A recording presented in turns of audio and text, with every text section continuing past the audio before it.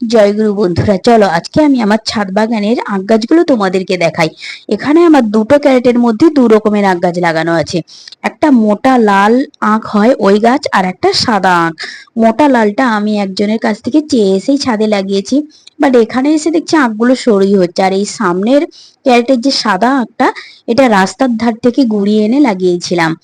একটা মাত্র আঁক পড়েছিল, তার থেকে একটাই ফোঁড় উঠেছিল, সেইটাকেই আমি গুঁড়িয়ে এনে লাগিয়ে দিয়েছিলাম এবং তখন অনেকেই হাসাহাসি করছিল।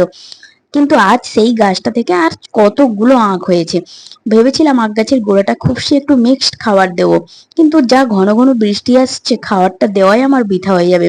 বৃষ্টিতে সমস্ত খাবার ধুয়ে যাবে, তাই খাবার দেওয়ার কথাটা মাথা থেকে বাদ দিয়ে দিলাম। আখ গাছের গোড়াগুলো আমি সমস্ত পাতাগুলো কেটে পরিষ্কার করে দিলাম।